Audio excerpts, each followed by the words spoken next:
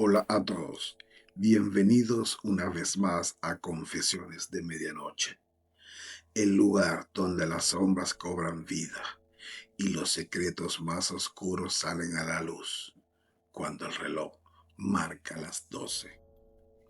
Esta noche les traigo una historia que me llegó, una confesión que me heló la sangre desde la primera línea. Es el testimonio de alguien que tuvo que enfrentarse a algo que desafía toda lógica. Algo que ocurrió en los pasillos solitarios de un hospital de gobierno, en las profundidades de la morgue. Antes de empezar, si eres nuevo en el canal, no olvides suscribirte y activar la campanita para no perderte ninguna de nuestras historias. Y si ya eres parte de esta comunidad nocturna, sabes lo que viene. Apaga la luz, ponte los audífonos y prepárate para esta confesión. Mi nombre es Andrés, tengo 28 años y lo que voy a contarles sucedió hace aproximadamente 5 años, cuando tenía 23 y estaba haciendo mi servicio social. Sé que puede sonar increíble, sé que muchos pensarán que lo he inventado o exagerado, pero les juro, por lo más sagrado que cada palabra de lo que están a punto de escuchar es completamente real. Déjenme darles un poco de contexto primero. Yo estudié la carrera de enfermería en una universidad pública de mi ciudad. Como todos los estudiantes de carreras del área de la salud, tenía que cumplir mi servicio social obligatorio para poder titularme. La mayoría de mis compañeros buscaban hospitales privados o clínicas pequeñas, lugares cómodos donde el trabajo no fuera tan pesado. Pero yo cometí el error de pensar que sería interesante trabajar en un hospital grande, de eso donde realmente pasan cosas, donde podrías aprender de verdad. Así fue como terminé asignado al Hospital General San Rafael. San Rafael es un hospital de gobierno que lleva operando desde los años 70. Es enorme, antiguo y tiene esa reputación que todos los hospitales viejos tienen. Pasillos interminables, luces parpadeantes y una atmósfera que simplemente te pone la piel de gallina, especialmente de noche. Mi asignación específica fue como asistente del médico forense. Cuando me lo dijeron, honestamente no sabía si sentirme afortunado o preocupado. Por un lado, era una oportunidad única de aprender sobre medicina forense, algo que no todos tienen la oportunidad de ver. Por otro lado, bueno, significaba trabajar directamente con los muertos. Pero yo no era una persona supersticiosa, nunca lo había sido. No creía en fantasmas, ni en espíritus, ni en nada paranormal. Para mí, los muertos estaban muertos, y eso era todo. Eran solo cuerpos, materia. Qué equivocado estaba. Mi primer día llegué temprano, nervioso pero emocionado. El doctor Méndez, el médico forense a cargo, era un hombre de unos 55 años, serio pero amable. Me mostró las instalaciones, me explicó cuáles serían mis responsabilidades: ayudar en las autopsias, llevar registros, mantener el área limpia y organizada y ocasionalmente hacer inventarios del cuarto frío. El cuarto frío, la morgue, es el lugar donde se guardan los cuerpos en espera de autopsia o de ser reclamados por sus familiares. Durante mi orientación, conocí a José, un chico de unos 24 años que había hecho su servicio social en el mismo lugar el año anterior. José fue amigable desde el principio. Me dio algunos consejos prácticos sobre cómo manejar el trabajo, pero cuando estábamos solos, su expresión cambió. Mira, Andrés, me dijo en voz baja, mirando a los lados como si alguien pudiera escucharnos. Este lugar no es normal. ¿A qué te refieres? Le pregunté, pensando que tal vez se refería a lo difícil del trabajo o a lo deprimente que podía ser. Me refiero a que aquí pasan cosas, especialmente en el turno de la noche, cosas que no tienen explicación. Me quedé mirándolo, esperando que soltara la risa y me dijera que era una broma para asustar al novato, pero no lo hizo. ¿Qué tipos de cosas? Pregunté, sin poder evitar que mi curiosidad ganara. Ruidos, sombras, cosas que se mueven solas. Hizo una pausa. Y los cuerpos. A veces los cuerpos no se quedan quietos. Debí reírme. Debí pensar que me estaba tomando el pelo. Pero había algo en sus ojos, algo genuino, que me hizo dudar. Mira, continuó José, no te estoy diciendo esto para asustarte. Te lo digo para que estés preparado. Si ves algo raro, si escuchas algo extraño, solo ignóralo. Haz tu trabajo y no le des importancia. Mientras no le hagas caso, no te pasará nada. Esa es la regla. La regla, repetí, sintiéndome cada vez más como si estuviera en una película de terror barata. La regla no oficial de los que trabajamos aquí de noche. No mires directamente, no respondas, no investigues, solo sigue adelante. Asentí, más por cortesía que por convicción. Honestamente, pensé que José era un tipo nervioso, que se había asustado con su propia sombra durante su servicio, y no iba a caer en esas tonterías. Mi primer turno nocturno fue 3 días después. El hospital de noche es un lugar completamente diferente al de día. Durante el día hay movimiento constante. Doctores, enfermeras, pacientes, familiares. Hay vida, pero de noche, especialmente en las áreas menos transitadas, como el departamento forense. El silencio es absoluto, un silencio pesado, incómodo. El doctor Méndez estaba en su oficina revisando reportes. Yo me encargaba de organizar los instrumentos y actualizar expedientes. Todo iba bien hasta que, alrededor de la medianoche, el doctor me llamó. Andrés, necesito que vayas al cuarto frío y me confirmes cuántos cuerpos tenemos actualmente. Hay una discrepancia en los registros y necesito actualizar el inventario antes del cambio de turno. Claro, doctor, respondí, tomando mi portapapeles y una pluma. Salí de la oficina y empecé a caminar por el pasillo que llevaba al cuarto frío.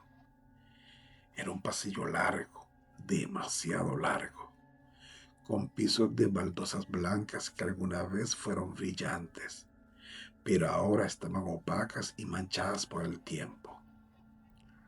Las paredes eran de un verde institucional deslavado y el techo tenía esas luces fluorescentes antiguas y varias de ellas no funcionaban. Nunca me había parecido tan cliché algo en mi vida. Un pasillo largo, mal iluminado, en un hospital viejo a medianoche, camino a la morgue.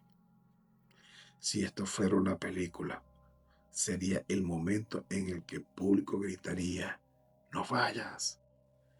Pero esto era la vida real, así que seguí caminando. Mis pasos resonaban en el silencio. El único otro sonido era el zumbido intermitente de las luces que sí funcionaban. Pasé junto a puertas cerradas de salas de autopsia, junto a depósitos de equipos médicos. Todo estaba en penumbra. Finalmente llegué a la puerta del cuarto frío. Era una puerta gruesa, metálica, con un maneral tipo palanca. La abrí y sentí inmediatamente el golpe del aire helado en mi rostro. El cuarto estaba iluminado por una luz fría y azulada que hacía que todo se viera irreal, como si estuviera bajo el agua. Había 6 camillas de acero inoxidable distribuidas en el espacio. 5 de ellas tenían cuerpos cubiertos con sábanas blancas. Una estaba vacía. Respiré hondo y comencé mi trabajo. Iba de camilla en camilla, verificando las etiquetas de identificación que colgaban de los dedos de los pies de cada cuerpo, anotando nombres, edades, causas probables de muerte. Todo profesional, todo normal, hasta que llegué al cuarto cuerpo. Estaba checando la etiqueta del cuarto cuerpo. Un hombre de aproximadamente 60 años, muerte por paro cardíaco. Cuando de reojo vi algo, movimiento, en la camilla del fondo, la quinta, la forma bajo la sábana. Pareció moverse, específicamente la parte donde estaría la cabeza pareció girar hacia donde yo estaba. Me quedé completamente inmóvil. Mi cerebro intentó racionalizar lo que acababa de ver. Corriente de aire, una ilusión óptica, el cansancio, cualquier cosa. Pero mi corazón ya estaba latiendo más rápido. Lentamente, muy lentamente, volteé mi cabeza para mirar directamente hacia esa quinta camilla. La sábana estaba inmóvil ahora, pero la forma debajo de ella, la cabeza definitivamente estaba orientada en mi dirección. Y yo estaba completamente seguro de que cuando había entrado al cuarto, todos los cuerpos tenían la cabeza mirando hacia el techo. Sentí como si alguien hubiera vertido agua helada por mi espalda. Es solo tu imaginación, me dije a mí mismo. Los músculos de los cadáveres a veces se contraen post-mortem. Es normal, es científico. Pero necesitaba verificar, necesitaba saber. Con pasos lentos me acerqué a la quinta camilla. Mis manos temblaban ligeramente mientras extendía los dedos hacia la sábana. La tomé por el borde superior y, en un movimiento rápido, la retiré. El rostro del cadáver estaba orientado completamente hacia un lado, hacia donde yo había estado parado momentos antes. Era un hombre joven, tal vez de unos 30 años, piel pálida, labios azulados, ojos cerrados. Según la etiqueta, había muerto en un accidente automovilístico esa misma tarde, y su cabeza estaba girada en un ángulo que no era natural para alguien acostado boca arriba. Tragué saliva. El frío del cuarto parecía haberse intensificado. Podía ver mi propio aliento formar nubes de vapor frente a mi rostro. Rigor mortis, pensé. Murió con la cabeza así. O alguien lo movió antes y no lo registró. Volví a cubrirlo con la sábana, intentando controlar mi respiración que se había vuelto errática. Terminé de hacer mi inventario tan rápido como pude, anotando los números con letra temblorosa. 5 cuerpos, una camilla vacía, todo normal, todo bajo control. Estaba a punto de salir cuando lo escuché. Un sonido, un gemido bajo, profundo, desgarrador. Un lamento masculino que venía desde dentro de ese mismo cuarto. No volteé, no me quedé a investigar, no intenté racionalizar lo que acababa de escuchar. Las palabras de José resonaron en mi cabeza. Si escuchas algo extraño, solo ignóralo. Pero mi cuerpo ya había tomado su propia decisión. Corrí. Corrí como nunca en mi vida había corrido.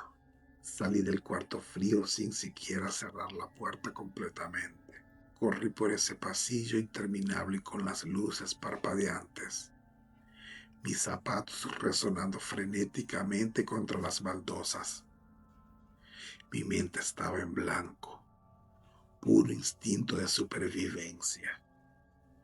Solo podía pensar en alejarme, en llegar a donde hubiera luz, donde hubiera gente, donde hubiera vida.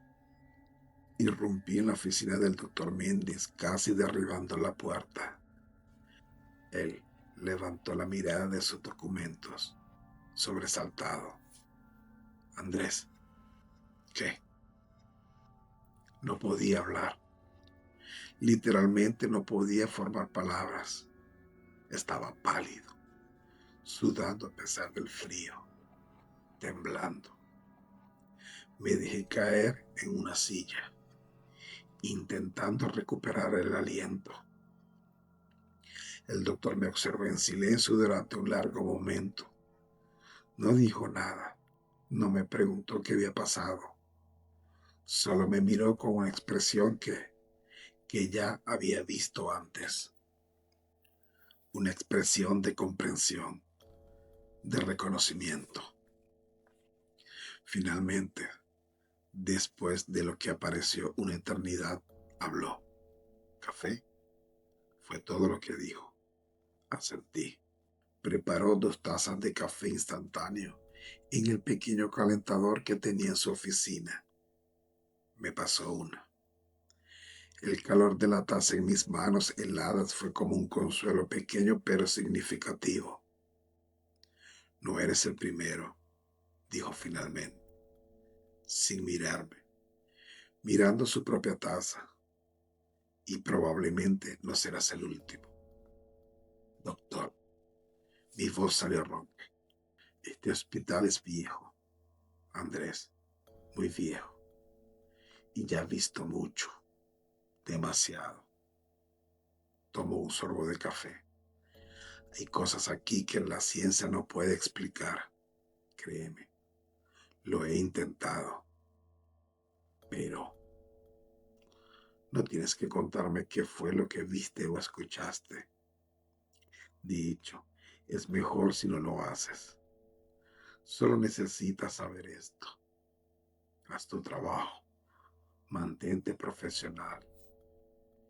Y cuando algo inusual ocurra, simplemente continúa.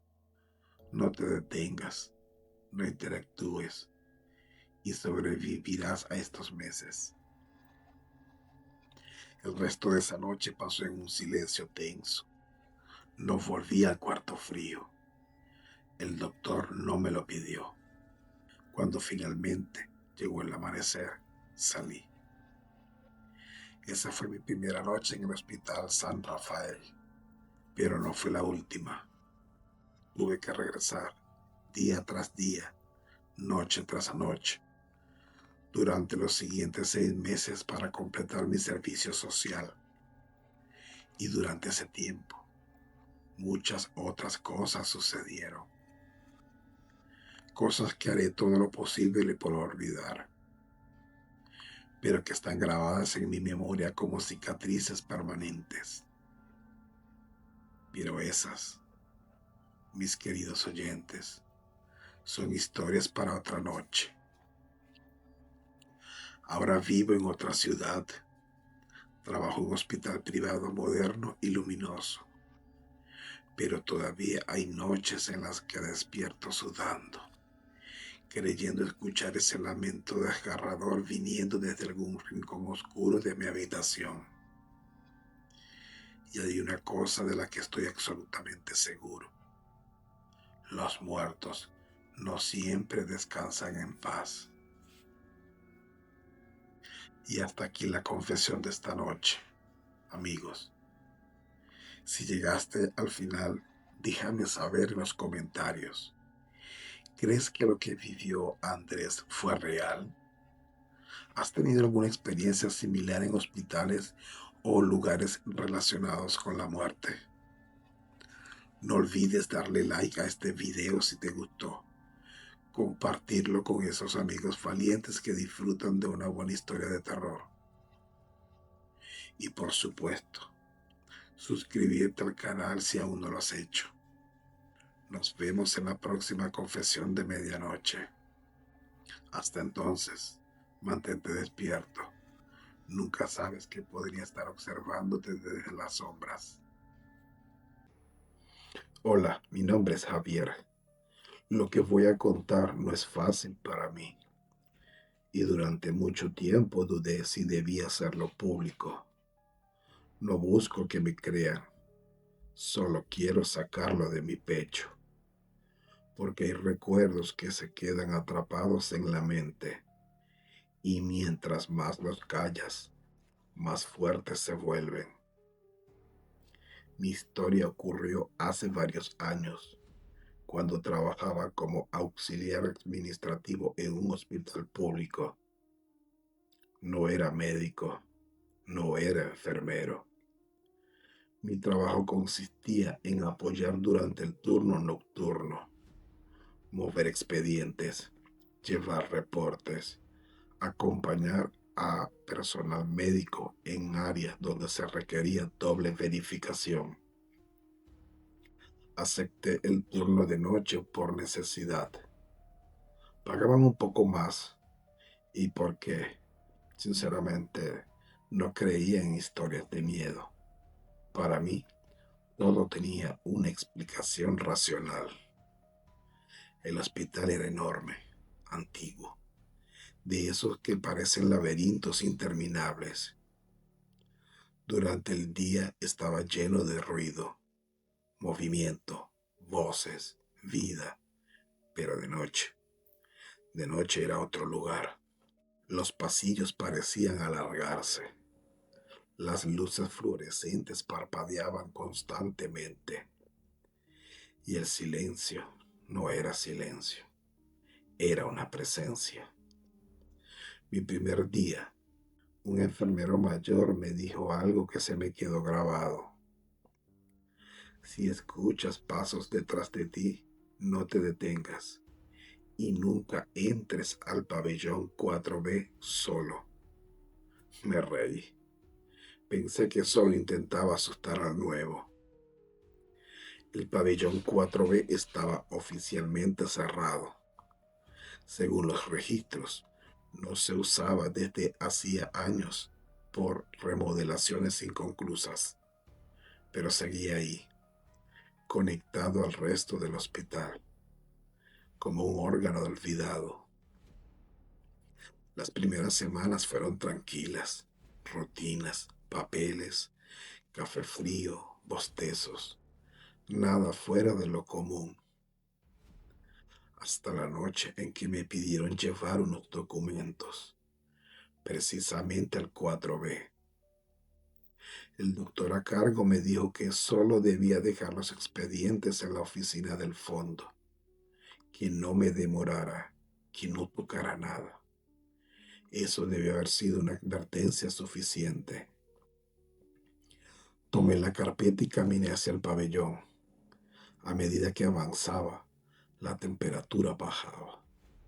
No era el aire acondicionado, era otra cosa. El pasillo del 4B tenía las luces apagadas. Solo una lámpara de emergencia iluminaba el fondo. Mis pasos resonaban demasiado fuerte. Llegué a la oficina indicada. La puerta estaba entreabierta. Empujé suavemente y ahí ocurrió la primera cosa extraña. El reloj de pared comenzó a sonar. No marcaba la hora. Las manecillas giraban sin sentido, dando vueltas rápidas, como si estuvieran descompuestas. Dejé la carpeta y salí de inmediato. Esa noche no dije nada. Pensé que solo era un hospital viejo.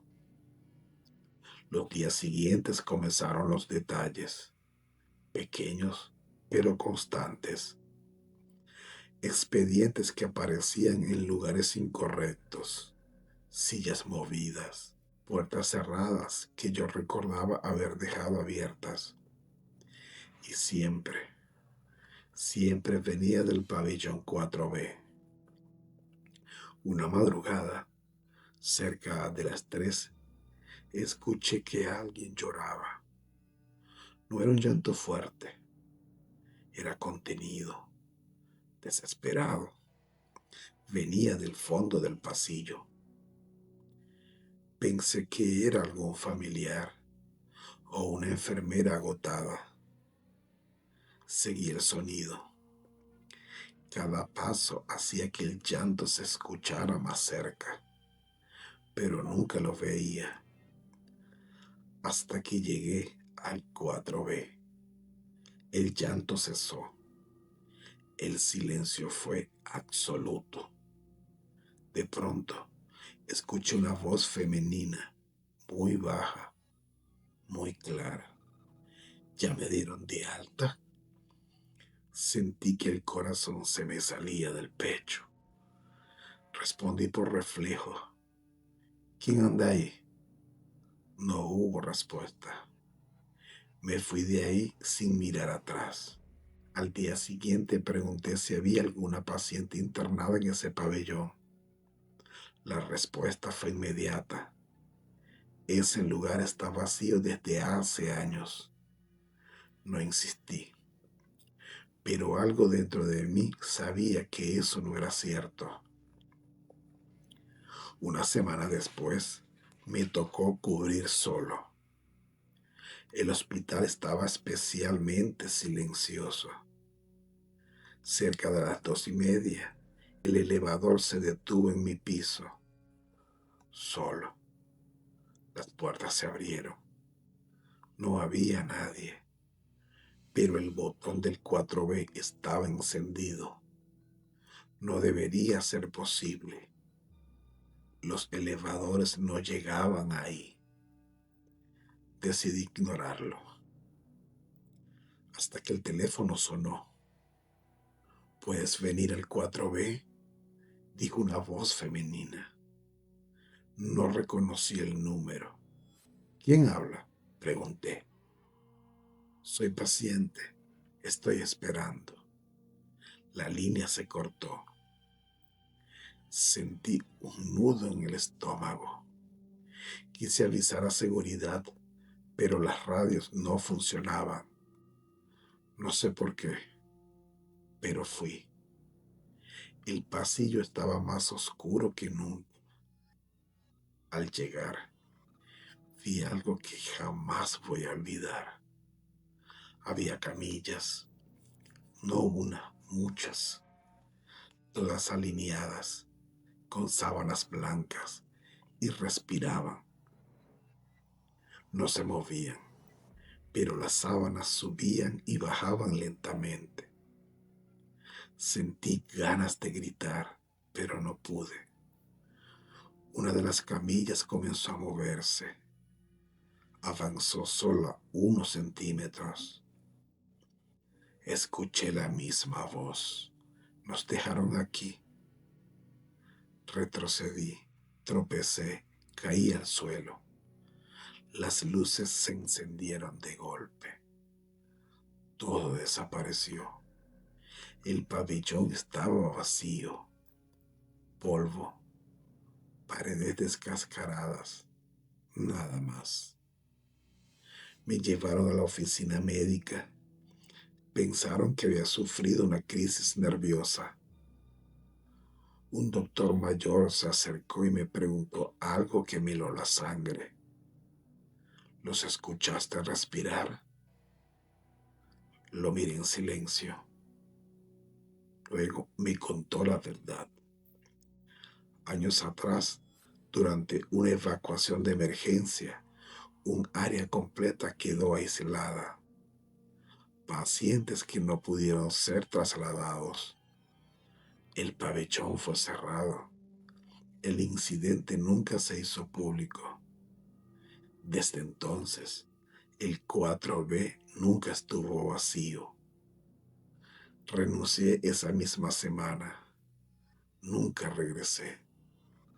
Pero algunas noches, cuando todo está en silencio, juro que escucho un teléfono sonar y una voz preguntando, ¿ya me dieron de alta? Gracias por escuchar este relato en Confesiones de Medianoche. Si esta historia te dejó inquieto, no olvides suscribirte, darle like y compartirla, porque algunos hospitales nunca apagan sus luces por completo. Buenas noches.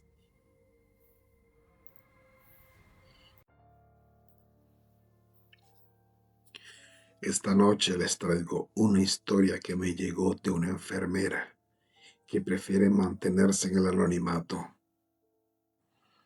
Por razones que entenderán al escuchar su relato, la llamaremos simplemente María.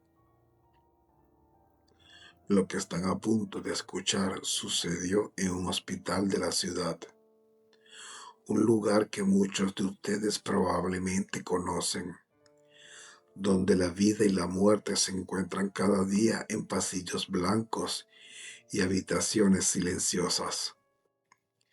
Pero hay algo que los hospitales nunca te dicen cuando entras como paciente o visitante, que algunos de sus huéspedes nunca se van realmente, incluso después de que sus cuerpos son retirados. Antes de comenzar, si disfrutas de estas historias, no olvides suscribirte y activar las notificaciones. Y ahora, prepárate para conocer la historia del paciente de la habitación 237. Mi nombre es María, tengo 32 años y llevo trabajando como enfermera durante los últimos 8 años. He visto de todo: nacimientos milagrosos, recuperaciones increíbles y también despedidas dolorosas. Pensaba que ya nada podía sorprenderme en este trabajo. Estaba equivocada. Trabajo en el turno nocturno del Hospital Central, específicamente en el piso de oncología. Es un área del hospital donde la esperanza y la desesperación conviven en cada habitación.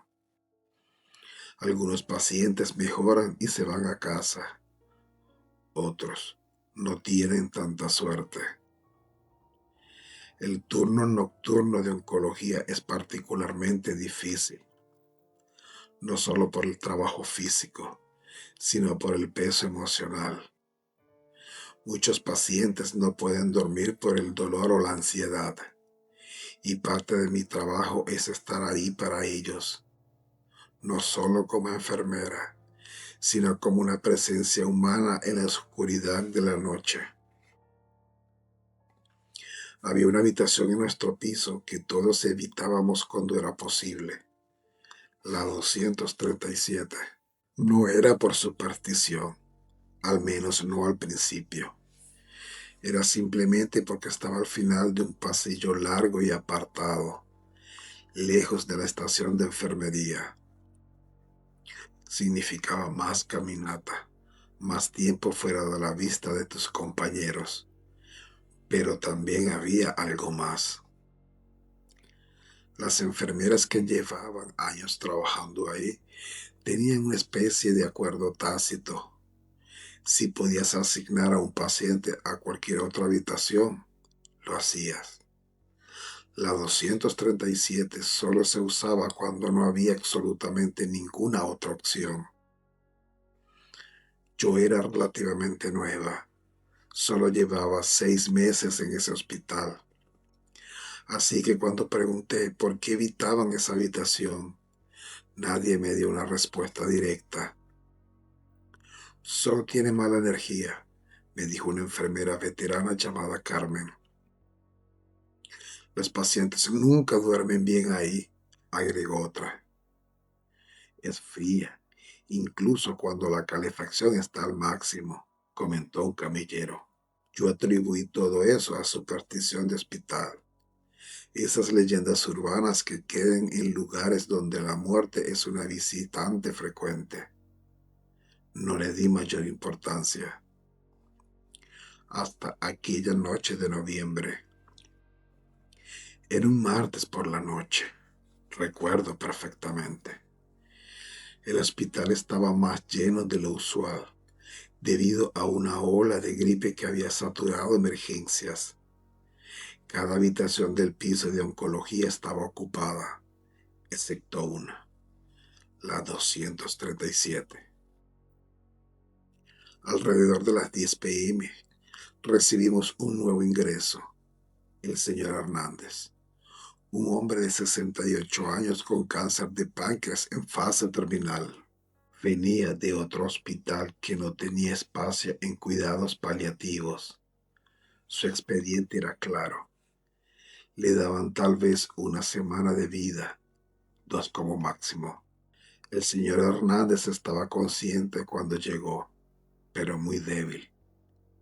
Su hija, una mujer de unos 40 años llamada Patricia, venía con él, con los ojos rojos de tanto llorar. ¿Dónde lo van a poner?, preguntó Patricia mientras yo revisaba los papeles de admisión. Miré el tablero de las habitaciones, todas ocupadas. Todas, excepto la habitación 237, dije, tratando de sonar profesional y despreocupada. Vi como Carmen, que estaba detrás del mostrador, levantó la vista bruscamente. Nuestras miradas se cruzaron. Ella negó ligeramente con la cabeza, pero ¿qué otra acción teníamos? Ayudé a instalar al señor Hernández en la 237. La habitación era exactamente igual a todas las demás. Camas de hospital, silla reclinable para acompañantes, baño privado, ventana con vista al estacionamiento.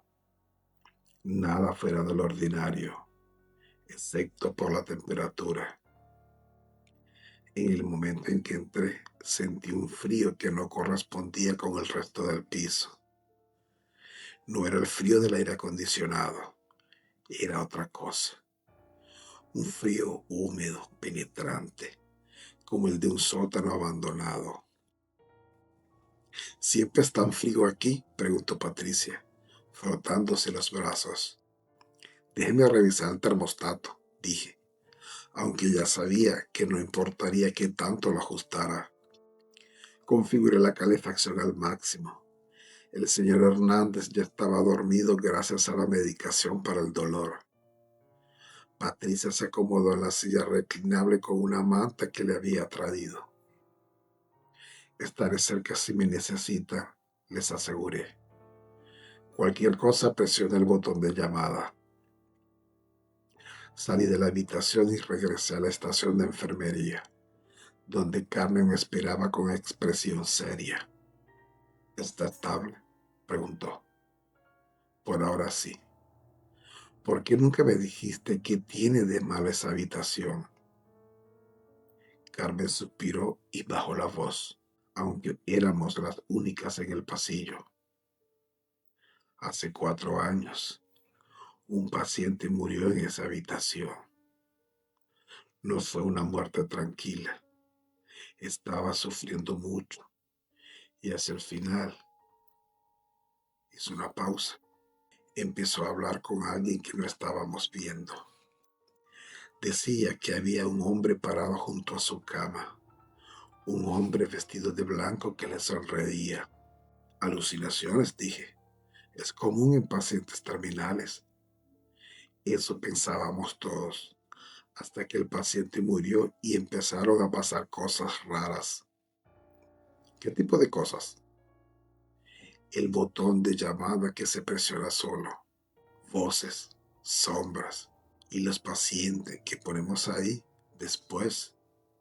Todos dicen ver al mismo hombre, un hombre vestido de blanco, sonriendo, parado junto a la cama. Sentí un escalofrío recorrer mi espalda. Carmen, eso es solo coincidencia, sugestión, ¿sí? Eso es lo que todos decimos, hasta que nos toca verlo. Las siguientes horas transcurrieron con normalidad. Hice mis rondas habituales, administré medicamentos, ayudé a pacientes que no podían dormir, pero cada vez que pasaba frente a la habitación 237, sentía una opresión en el pecho. A la 1:30 am, el botón de llamada de la habitación 237 se iluminó en el panel de la estación de enfermería. Me levanté y caminé hacia allá, esperando a que fuera Patricia necesitando algo para su padre. Pero cuando entré a la habitación, lo que vi me dejó helada. El señor Hernández estaba sentado en la cama, completamente despierto a pesar de toda la medicación que tenía en su sistema. Sus ojos, antes apagados por el dolor y los sedantes, ahora estaban completamente abiertos y alertas. Pero no me estaba mirando. Estaba mirando hacia la esquina de la habitación, cerca de la ventana, donde no había absolutamente nada. Señor Hernández, dije suavemente, ¿necesita algo? No respondió. Siguió mirando esa esquina vacía y lentamente, muy lentamente, una sonrisa se dibujó en su rostro. No era una sonrisa de felicidad o alivio. Era algo más profundo, como si estuviera viendo algo maravilloso que yo no podía percibir. Patricia estaba dormida en la silla, ajena a lo que estaba pasando. Señor Hernández, repetí, acercándome. ¿Puede oírme? Finalmente, sus ojos se movieron hacia mí, pero había algo extraño en su mirada, como si no me estuviera viendo realmente, como si estuviera mirando a través de mí. Él está aquí, susurró con una voz áspera. ¿Quién está aquí? Pregunté, aunque una parte de mí no quería saber la respuesta. El hombre de blanco. Dice que es hora de irse.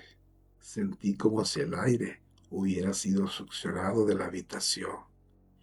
El frío se intensificó hasta el punto en que podía ver mi propio aliento. Señor Hernández, está confundido por la medicación. No hay nadie más aquí aparte de usted, su hija y yo. Pero él seguía sonriendo, mirando esa esquina vacía, tan amable, murmuró. Ha estado esperándome. Dice que solo tengo que seguirlo. Señor Hernández, por favor, acuéstese. Voy a ajustar su medicación. Lo ayudé a recostarse, aunque no opuso resistencia. Sus ojos permanecían abiertos, fijos en ese punto invisible. Revisé sus signos vitales. Todo estaba dentro de lo esperado para su condición. Estaba a punto de salir cuando sucedió. La temperatura de la habitación bajó drásticamente, tan drásticamente que por un momento pensé que el sistema de climatización se había roto. Pero no era solo frío, era una presencia. Algo había cambiado en el aire mismo de la habitación. Y entonces lo vi. No fue una visión clara. No fue como ver a una persona real parada ahí. Fue más como una sombra, una silueta, un espacio donde la luz se comportaba de manera diferente. En la esquina que el señor Hernández había estado mirando, había una forma vagamente humana, alta, vestida con algo blanco que podía haber sido una bata médica antigua, o tal vez solo un truco de la luz nocturna entrando por la ventana. Pero tenía una sonrisa. Podía verla claramente. Una sonrisa amplia, demasiado amplia, que no alcanzaban los ojos. Mi corazón comenzó a latir tan fuerte que podía sentirlo en mis oídos. Quise gritar, quise salir corriendo, pero mis piernas no respondían. Estaba paralizada, mirando esa cosa que no debería estar ahí. ¿Lo ve?, preguntó el señor Hernández suavemente. Le dije que estaba ahí. La forma pareció inclinarse ligeramente, como asintiendo. Y entonces, en un instante, desapareció. La temperatura volvió a la normalidad. El aire pesado que había llenado la habitación se disipó. Era como si alguien hubiera apagado un interruptor. Retrocedí hacia la puerta, tropezando con mis propios pies. Enfermera, ¿está bien? La voz de Patricia me sobresaltó. Se había despertado. Sí, yo sí, pero mentí. Solo vine a revisar a su padre. Todo está bien. Pero no está bien. Nada estaba bien. Salí de la habitación con las piernas temblorosas y regresé a la estación de enfermería, donde Carmen me encontró pálida y sudando. ¿Lo viste? No fue una pregunta, fue una afirmación. Solo pude sentir. El hombre de blanco. Volví a sentir. Carmen se sentó a mi lado y puso su mano sobre la mía.